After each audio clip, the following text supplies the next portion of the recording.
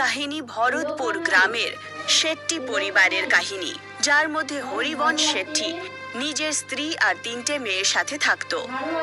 Harivamsa পেশাতে engineer ছিল আর 3জন মেয়েকে খুব পড়াশোনা করিয়ে নিজের পায়ে দাঁড়ানো শেখাচ্ছিলেন। গ্রামের সমস্ত লোকেরা হরিবংশকে নিজের মেয়েদের পড়াশোনা করার বজায় তাদের বিয়ে করানোর জন্য পয়সা জমা করতে বলে। কিন্তু হরিবংশ শেট্টি নিজের মর্জির মালিক ছিল। সে কারোর কথা শুনতো না, শুধু নিজের কথা শুনতো। একদিন নিজের অফিস যাওয়ার সময় হরিবংশ রাস্তায় উর্মিলা কাকিকে দেখতে পায়। বাবু, আমি তোকে বারণ করেছিলাম না মেয়েদেরকে এত লেখাপড়া করাস না? আমি শুনেছি তুই ওদেরকে বিদেশ পাঠাতে চাইছিস। হ্যাঁ কাকিমা, আজকালকার বাচ্চারা তো শিক্ষিত হয় খুবই, আর ওরা সবাই নিজের পায়ে দাঁড়িয়ে যাচ্ছে। আমিও আমার মেয়েকে ভালো করে পড়াশোনা করাতে চাই। একবার নিজের পায়ে যদিও দাঁড়িয়ে যায় না, তারপরে বিয়ে দেব তার আমি। কিন্তু বাবু, ওদের বিয়ে। ওহো কাকিমা, ওরা 3জন এখন অনেক ছোট, ওদের নিয়ে চিন্তা করো না তো। আমি আছি তো, আমি সব সামলে নেব।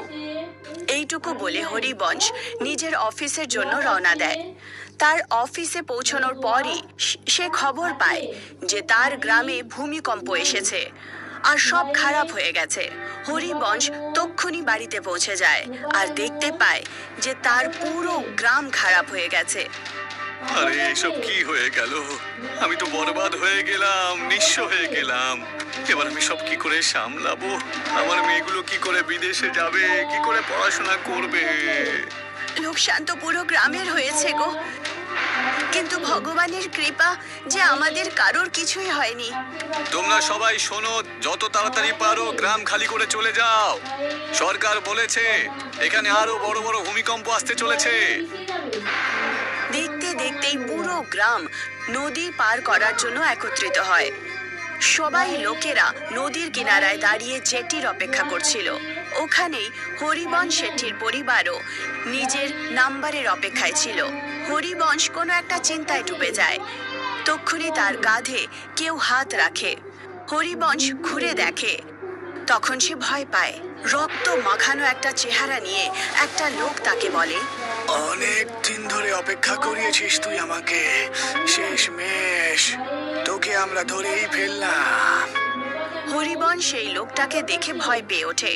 ও আশেপাশে দেখতে পায় যে সমস্ত লোকেরা নর্মাল আছে।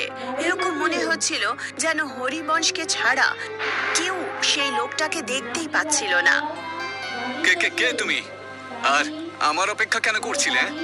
আত্মা কিছু বলতো, আর তক্ষুনি হরিবংশের সবচেয়ে ছোট্ট মেয়ে তাকে বলে, বাবা, আমরা কখন থেকে এখানে অপেক্ষা করছি। কখন নাম্বার আসবে আমাদের?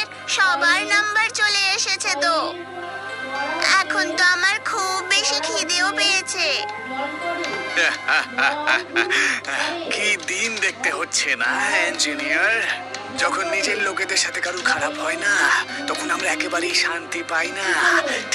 ঠিক কথা বললাম তো? কিন্তু তুমি কে, আর আমার কাছ থেকে কি চাও? তক্ষুনি হরিবংশের চোখ পড়ে নদীর ঠিক মাঝখানের একটা নৌকোয়, যেখান থেকে অনেক চিৎকারের আওয়াজ আসছিল। নৌকো নদীর ঠিক মাঝখানে এদিক ওদিক ঘুরছিল। তক্ষুনি হরিবংশের চোখ পড়ে নদীতে কিছু আত্মার ওপরে, যারা জেটি থেকে কিছু লোককে জলে ফেলার চেষ্টা করছিল।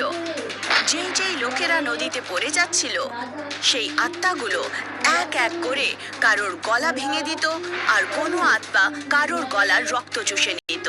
এত ভয়ঙ্কর দৃশ্য দেখে হরিবংশ মনে মনে ভাবে, মনে হচ্ছে এই আত্মাগুলোর পুরুষদেরকে সহ্য করতে পারে না, সেই জন্য শুধু পুরুষগুলোকেই মারছে ওরা।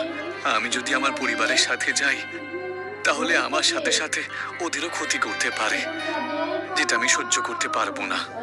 এইটুকু ভেবেই হরিবংশ ওখান থেকে উল্টো গ্রামের দিকে পালানো শুরু করে দেয়। আর তার পরিবারের লোকেরা তাকে ফেরত আসার জন্য বলে, আরে ওখানে কোথায় যাচ্ছ তুমি? গ্রামে বিপদ আছে, ফিরে এসো। হ্যাঁ বাবা, ফেরত চলে এসো না প্লিজ। ওখানে যেও না, যেও না বাবা, ফেরত এসো না। কিন্তু হরিবংশ কারোর কথা শোনে না আর গ্রামের ভেতরে দৌড়ে পালায়। ও যেই মাত্র গ্রামে পৌঁছায় তখন দেখতে পায় যে ওখানে কেউ নেই, একদম শান্তি রয়েছে চারদিকে। হরিবংশ নিজের ভাঙা বাড়িটাকে চারদিক থেকে দেখে। তক্ষুনি সে একটা আত্মাকে তার দিকে দৌড়তে দেখে ফেলে। হরিবংশ নিজের প্রাণ বাঁচিয়ে ওখান থেকে পালায়। দৌড়তে দৌড়তে ক্লান্ত হয়ে যাওয়ার কারণে হরিবংশ একটা সরকারি স্কুলের বারান্দায় বসে পড়ে। ওখানেও সে সবকিছু ভাঙাচোরাই দেখে। তক্ষুনি দুটো ছোট্ট বাচ্চার আত্মা হরিবংশের কাছে আসে আর তাকে বলে, আঙ্কেল, আমরা দুজন তো ছোট্ট বাচ্চা ছিলাম, তাই না? আপনি আমাদের কেন মারলেন বলুন তো? এখন আপনার পালা। আমি বাচ্চাদেরকে কেন মারবো ভাই? আমি নিজে একজন মেয়েদের বাবা। হায় ঈশ্বর, এসব কি হচ্ছে আমার সাথে? ওদিকে আমার পরিবারের লোকজন একলা রয়েছে। আমার মনে হচ্ছে এদের সবার কিছু একটা ভুল হচ্ছে কোথাও। হরিবংশ এইটুকু মনেই ভাবছিল যে তক্ষুনি একটা ভয়ঙ্কর মহিলার আত্মা ওখানে চলে আসে আর হরিবংশকে বলে, যখন নিজের পরিবারকে এত ভালোবাসো তাহলে অন্যদের ব্যাপারে কেন ভাবো না? এখন তুমি মরবে, খুব বাজে মৃত্যু হবে তোমার। হরিবংশ এইসব দেখে আর তারপর এদিক ওদিক পালাতে শুরু করে। ও পালাতে পালাতে আবার নদীর কিনারায় পৌঁছে যায়। কিন্তু এইবার ও দেখতে পায় যে ও যেখানে দাঁড়িয়ে আছে ওখানে কেউ নেই। তক্ষুনি সে দেখতে পায় যে আরো একটা নৌকো নদীর ভেতরে যাচ্ছে, যার মধ্যে কিছু আত্মা হামলা করছিল। হরিবংশ এটা আগে বুঝতে পারেনি। তক্ষুনি ও দেখতে পায় যে গ্রামের দিক থেকে দৌড়তে আত্মারা হরিবংশের কাছে আসছে। এবার আমার বাঁচা একেবারেই অসম্ভব হয়ে পড়েছে। ঈশ্বর, আমার পরিবারের খেয়াল রেখো তুমি। তক্ষুনি সামনে থেকে আসা আত্মারা তার উপরে হামলা করে দেয়। হরিবংশের পা একটা পাথরে ধাক্কা খায় আর সে পড়তে পড়তে বেঁচে যায়। সে নিজের চোখ ঘোরায়, তখন সে দেখতে পায় যে নদীর ওপরে একটা পুল তৈরি আছে। এটা কিভাবে হতে পারে? একটু আগে তো এখানে কিছুই ছিলই না, তাহলে পুলটা কোত্থেকে চলে এলো? হরিবংশের মনে হয় যেন এই খারাপ সময়ে সে কিছু বুঝতেই পারছিল না। সেই পুলটা হয়তো আগে থেকেই ছিল, কিন্তু সে নোটিস করেনি। হরিবংশ বিনা চিন্তা ভাবনা করে সেই পুলে চলে যায় আর ওখান থেকে অন্যদিকে দৌড়তে শুরু করে দেয়। দৌড়তে দৌড়তে সে ব্রিজের ঠিক সেন্টারে পৌঁছে যায় আর ওখানে পৌঁছানোর পর তার নজর পড়ে নদীর অন্যদিকে, যেখানে তার পরিবার তাকে ডাকছিল। হ্যাঁ সুধা, আমি আসছি। হ্যাঁ বাচ্চারা, আমি এক্ষুনি চলে আসছি।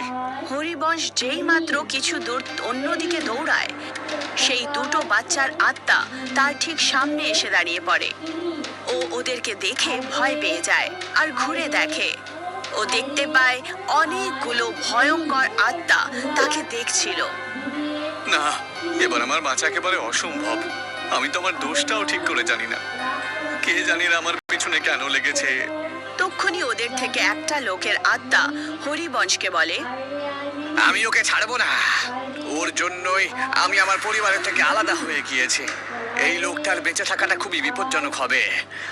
আজকে যদি আমরা একে ছেড়ে দিই তাহলে ও আরো অনেক মানুষকে একেবারে মৃত্যুর মুখে ঠেলে দেবে। আমাকে ছেড়ে দাও। আপনাদের কোথাও একটা ভুল হচ্ছে। আমি কারোর কোনো ক্ষতি করিনি। তক্ষুনি অন্য একটা আত্মা হরিবংশের কাছে আসে আর বলে, হরিবংশ, তোর কি মনে আছে যখন সরকারের তরফ থেকে সরকারি স্কুল বানানোর দায়িত্ব তুমি পাচ্ছিলে না, তখন তুমি পয়সা দিয়ে ওই টেন্ডারটা নিজের নামে করিয়ে নিয়েছিলে? তুমি ওই 5 বছর পুরনো টেন্ডারের কথা বলছো তাহলে? হ্যাঁ, হ্যাঁ, কারণ ওই প্রজেক্টটা যে কোনো মূল্যে আমার দরকার ছিল। আমার মেয়েগুলো শহরে পড়াশোনা করতে যায় আর ওখানকার ফিজ অনেক বেশি ছিল। আমি এই গ্রামে থেকে একজন ইঞ্জিনিয়ার হয়ে ওদের স্বপ্ন আমি কি করে পূরণ করতে পারতাম, সেই জন্য আমি ঘুষ দিয়ে ওই টেন্ডারটা নিজের নামে করিয়ে নিয়েছিলাম। কিন্তু এর জন্য তো কারোর কোনো সমস্যা হওয়ার কথা নয়। হরিবংশের এইটুকু বলা মাত্রই সেই স্কুলের বাচ্চারা তার সামনে এসে বলে, আঙ্কেল, যদি ওই টেন্ডার আপনি নিতেন না তাহলে আজকে আমরা বেঁচে থাকতাম। তার মানে কি বলছো? এর মানেটা খুবই সহজ আঙ্কেল, যে আপনি বাচ্চাদের ভবিষ্যের কথাটা মাথায় রেখেছেন, কিন্তু গ্রামে বাস করা গরিব পরিবারের বাচ্চাদের কথা মাথায় রাখেননি। সেই জন্য টেন্ডারটা আপনি নিজের নামে করে নিয়েছেন, কিন্তু ওর মধ্যে থেকেও পয়সা বাঁচানোর চক্করে আপনি ভুলভাল জিনিসপত্র ব্যবহার করেছেন। সেই জন্য আমাদের স্কুল কোনো কিছু না হওয়া সত্ত্বেও ভেঙে পড়ে যায়, আর আমাদের মতন ছোট ছোট 100-রও বেশি বাচ্চার প্রাণ চলে যায়। এটা শুনে হরিবংশের চেহারা খুলে থাকে। সে কিছু বলতো, তক্ষুনি একজন মহিলা হরিবংশের কাছে আসে আর তাকে বলে, তুই মানুষ না রাক্ষস। আমার বাচ্চা আমার বরকে খেয়ে ফেলেছিস, এখন তুই মরবি। তোর বাড়ির লোকেরা তোর মরার তামাশা দেখবে। আত্মাদের ভিড়ের মধ্যে থেকে দুটো আত্মা বেরোয় আর হরিবংশকে হাওয়ায় উল্টো ঝুলিয়ে দেয়। উল্টো ঝুলে থাকা হরিবংশ তাদেরকে বলে, আমার এই ভুলের কোনো ক্ষমা নেই, কিন্তু তবুও আমি আপনাদের সবার কাছে হাত জোর করে ক্ষমা চাইছি। আমার এই ভুলকে আপনারা ক্ষমা করুন। তক্ষুনি আত্মারা শক্তি দিয়ে উল্টো ঝুলে থাকা হরিবংশকে গোল গোল চাকার মতো ঘোরাতে শুরু করে। তুই কোনো অন্যায় করিসনি ইঞ্জিনিয়ার, তুই সবকিছু জেনে বুঝে করেছিস, আর যেটা তুই করেছিস না সেটাকে পাপ বলা হয়। পাপের কোনো ক্ষমা হয় না রে, পাপের শাস্তি হয়, যেটা এখন তোকে আমরা দেব। না না, আমি কোনো কিছু জেনে বুঝে করিনি, দয়া করে আমাকে ক্ষমা করো, আমাকে যেতে দাও তোমরা। হ্যাঁ হ্যাঁ, আজকে তোকে এই দুনিয়া থেকে পাঠাতেই তো এসেছি আমরা। তুই হয়তো ভুলে যাচ্ছিস ইঞ্জিনিয়ার, তুই এই গ্রামের শুধুমাত্র সেই স্কুলটাই নয়, বরং মিউনিসিপ্যালের হসপিটালটাও তৈরি করেছিলি। গ্রামে এমন অনেক ছোট বড় প্রজেক্ট রয়েছে যেগুলো তুই তৈরি করেছিলি। আর হ্যাঁ, আজকে এই যে তুই ব্রিজের মধ্যে ঝুলছিস না, এই ব্রিজটাও তো তুই তৈরি করেছিলি। তোর কি মনে আছে? তোর তৈরি করা সমস্ত প্রজেক্ট একই রকম অবস্থা হয়েছে রে। তাহলে তুই শুধু একটা নয়, তুই অনেকগুলো মৃত্যুর একা দায়িত্ব নিয়েছিস, বুঝেছিস? এইসব শোনার পর হরিবংশ নিজের সমস্ত খারাপ কাজ মনে পড়ে আর সে সবাইকে বলে ওঠে, হ্যাঁ, আমি সবকিছু স্বীকার করে নিয়েছি, আমি সব ভুল মেনে নিচ্ছি। আমি হলাম সবার দোষী, কিন্তু প্রত্যেক মা বাপ নিজের বাচ্চাদের খুশির জন্য সবকিছু করতে পারে, তাই আমি আমার বাচ্চাদের ভবিষ্যতের জন্য এমন করেছিলাম। যদিও আমি এখন এই কথাটা মেনে নিচ্ছি যে আমি যা করেছি সব ভুল ছিল। হরিবংশের ক্ষমা চাওয়া সত্ত্বেও তাদের কিছুই হলো না। ওরা দেখতে দেখতে এক এক করে ওখান থেকে উধাও হতে শুরু করে। হরিবংশ বুঝতে পারছিল না যে এইসব কি হচ্ছে। সে হাওয়ায় উল্টো ঝুলেছিল, সে পুলে কাউকে দেখতে পায় না, সবাই গায়েব হয়ে গেছিল। ওখানে তার পরিবারটা নৌকো পেয়ে যায়। ওরা দূর থেকেই নিজের পরিবারকে নদীর অন্য দিকে যেতে দেখে। যেই ব্রিজের ওপরে ও উল্টো ঝুলেছিল, সেই ব্রিজটাও আস্তে আস্তে গায়েব হয়ে যাচ্ছিল। হরিবংশ যেই মাত্র নিজেকে খোলা আকাশের নিচে নদীর ঠিক ওপরে উল্টো ঝুলে থাকতে দেখে, সে দেখতে পায় যে তার আশেপাশে তার দিকেই বাকি আত্মারাও উল্টো ঝুলে আছে। সে তাদেরকে দেখে ভয় পেয়ে যায়। তুই আর তোর সঙ্গ যারা যারা দিয়েছে তারা সবাই এই পৃথিবীতে আর বেঁচে নেই। আর এর পরেও যখন তোর মতন লোকজন এমন কাজ